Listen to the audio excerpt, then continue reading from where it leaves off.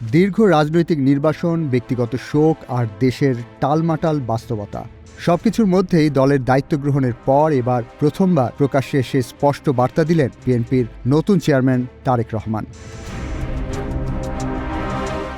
শনিবার রাজধানীর একটি হোটেলে দেশের শীর্ষস্থানীয় সম্পাদক ও জ্যেষ্ঠ সাংবাদিকদের সঙ্গে শুভেচ্ছা বিনিময়কালে তারেক রহমান বলেন, হিংসা, প্রতিশোধ ও বিভেদের রাজনীতির ফলাফল জাতি ইতোমধ্যে দেখেছে। তাই ৫ আগস্টের আগের অবস্থায় আর ফিরে যাওয়ার কোনোই কারণ নেই। হিংসা, প্রতিশোধ, প্রতিহিংসা একটি মানুষ, একটি দল বা যেভাবে আমরা বিবেচনা করি তার পরিণতি কি হতে পারে আমরা দেখেছি ৫ই আগস্ট। বেলা 11:15টায় শুরু হওয়া এই অনুষ্ঠানে বিএনপির মহাসচিব মির্জা ফখরুল ইসলাম আলমগীর সহ দলের শীর্ষ নেতারা উপস্থিত ছিলেন। অনুষ্ঠানে পৌঁছে তারেক রহমান নিজেই একে একে সম্পাদক ও সাংবাদিকদের সঙ্গে কুশল বিনিময় করেন। নিজের বক্তব্যে রাজনীতির ভাষা ও সংস্কৃতি নিয়ে আত্মসমালোচনামূলক অবস্থান নেন বিএনপির চেয়ারম্যান। তিনি বলেন, নিজেদের মধ্যে মতপার্থক্য থাকা স্বাভাবিক, কিন্তু সেটি যেন মতবিভেদে রূপ না নেয়। আমাদের মধ্যে মতপার্থক্য থাকবে, কিন্তু আমরা যদি চেষ্টা করি তাহলে সেই মতপার্থক্যের মধ্যে রেখে আলোচনার মাধ্যমে সেটি অনেক সমস্যার সমাধান হয়তো আমরা বের করে আনতে সক্ষম হব, কিন্তু কোনোভাবেই সেটি যাতে মতবিভেদের পর্যায়ে চলে নেওয়া যায়। বিশ্লেষকদের মতে এই বক্তব্যের মধ্য দিয়ে তারেক রহমান একদিকে অতীতের রাজনৈতিক সংঘাতের অভিজ্ঞতার কথা যেমন সবাইকে আবার মনে করিয়ে দিলেন, অন্যদিকে ভবিষ্যতের জন্য একটি সংযত ও অন্তর্ভুক্তিমূলক রাজনীতির ইঙ্গিত দিলেন। তারেক রহমানের বক্তব্যে সবচেয়ে বেশি গুরুত্ব পায় নতুন প্রজন্ম। তিনি বলেন, তরুণদের মধ্যে হতাশা থাকলেও তারা দিশা ও আশার কথা শুনতে চায়। নতুন প্রজন্ম একটি গাইডেন্স চাইছে, নতুন প্রজন্ম একটি আশা দেখতে চাইছে।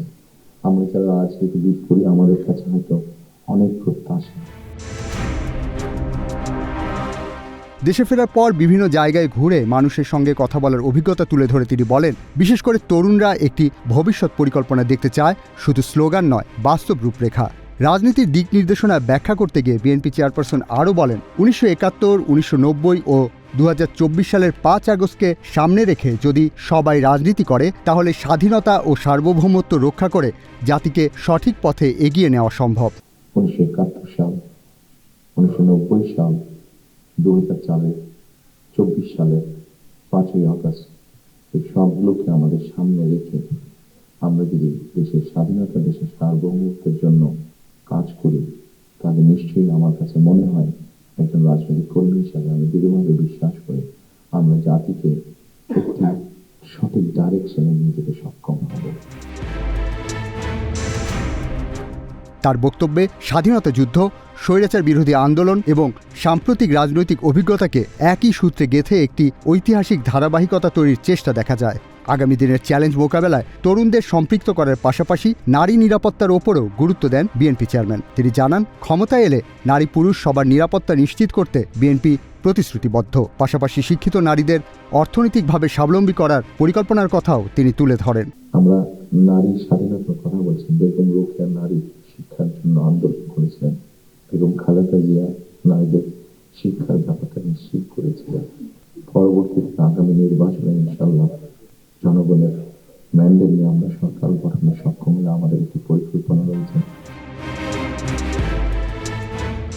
এছাড়া 4 কোটি পরিবারকে ফ্যামিলি কার্ড দেওয়ার চিন্তাভাবনার কথাও বলেন তিনি, যা সামাজিক নিরাপত্তা কর্মসূচির বড় প্রতিশ্রুতি হিসেবে বিবেচিত হচ্ছে।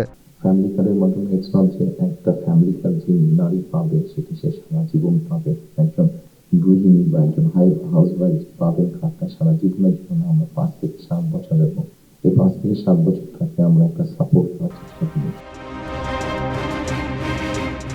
উল্লেখ্য, প্রায় 2 দশক ব্রিটেনে নির্বাসিত থাকার পর গত 25 ডিসেম্বর সপরিবারে দেশে ফেরেন তারেক রহমান।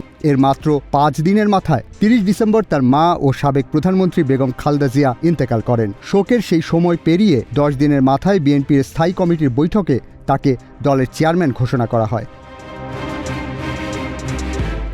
দায়িত্ব নেবার পর শনিবারের এই অনুষ্ঠানই ছিল তার প্রথম আনুষ্ঠানিক কর্মসূচি, যেখানে শোক, অভিজ্ঞতা ও ভবিষ্যৎ রাজনীতির রূপরেখা একসঙ্গে তুলে ধরলেন তারেক রহমান। গণতান্ত্রিক প্রসেসটা যদি আমরা কন্টিনিউ করতে পারি, অনেক বেগ হয়তো আসবে, অনেক কঠিন হবে, কিন্তু একটা সার্টেন টাইম পর আমরা যদি গণতান্ত্রিক প্রসেসটাকে কন্টিনিউ যেতে পারি, তাহলে নিশ্চয়ই আমরা অবস্থার পরিবর্তন ঘটাতে সক্ষম হব। ইশতিয়াক জামান, দিনকাল ডিজিটাল।